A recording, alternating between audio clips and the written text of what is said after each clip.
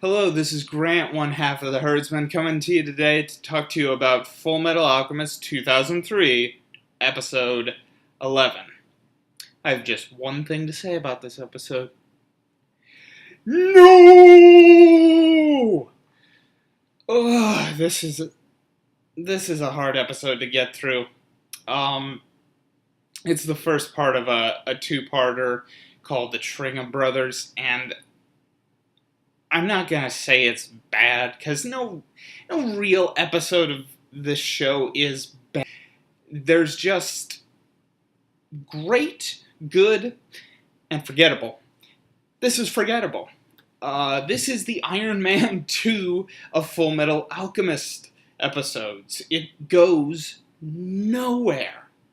The characters are just completely forgettable. This is one of those stories, you see, the plot of this episode is that they enter this town called Xenotime, and they're trying to find a doctor called Dr. Marco, and they run across this, they go into this bar, or tavern, or whatever it is, just someplace that kids can enter, and it looks roughly like a bar, and they say their names and are immediately kicked out because the town thinks that they're impersonating the Elric brothers. So it's one of those mistaken identity cases, which, as a trope, not a bad trope.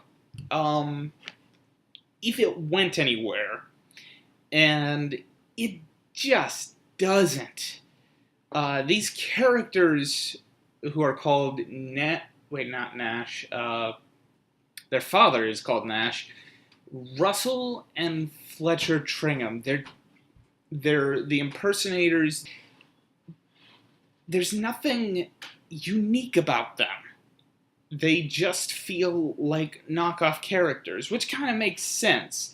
You see, this is one of the first episodes that is in no way being directed by the author of the series, of the Fullmetal Alchemist manga series. That woman being Hiromi Arakawa. She's the one who wrote the original material that this show is based off of, and this is the first episode that they're taking from other people, adding on to her work, and it really shows. It just, this and the next episode, they go nowhere.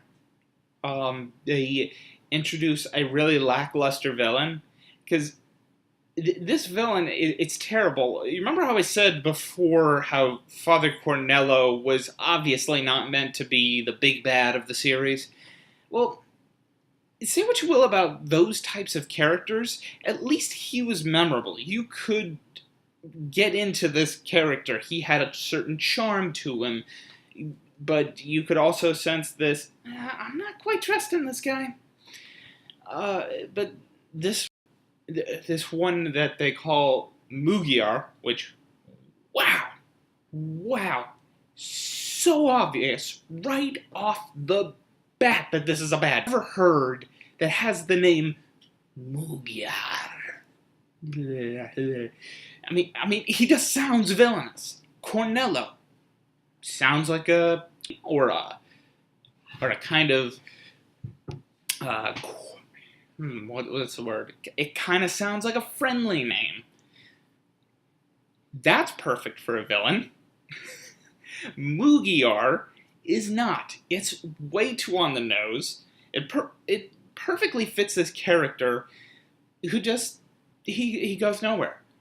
And honestly, I think I kind of lied at the beginning, because I'm gonna take not only episode 11, I'm going to take 12, because of this being a two-parter and it's one story and I want to get this story over with. I'm just going to handle this as episodes 11 and 12. The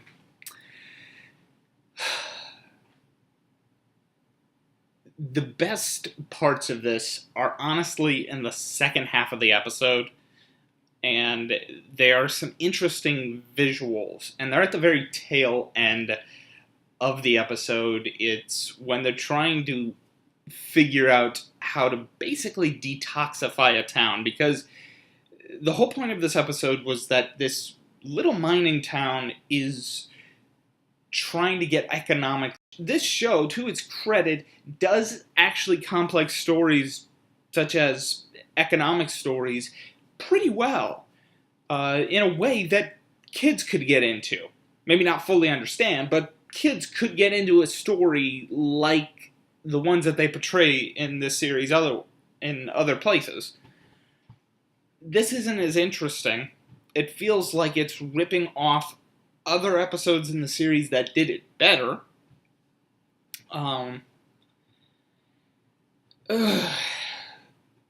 It's just bad. The villain, once again, movie art. There's barely anything original. To do one thing, and it's not even a character trait that he has. It's a weapon that he has that I think that they should have had used by a different villain. The more compelling thing than the person who's using it. You know you have done bad when the weapon you are using is more interesting than the character using that weapon. Do not do this! And if you're wondering why I'm doing this is how much overacting he is doing during this episode. And this does have a very good voice cast. This isn't a show that should suffer from overacting. This episode, the villain, suffers from overacting. It's terrible. But you can still see just little glimpses of the wonder in this episode. The music is good. The characters, for the most part, are true to the characters that you've gotten to know in the past 10 episodes. There are little that make them a little more rougher around the edges, and in the case of Al, a little bit dumber. But it's not overbearing. I mean, it's just a forgettable two-part story. So with that, I gotta say, I end this summation of episodes 11 and 12. And until next time, don't be afraid to join the herd. Yeah, herd.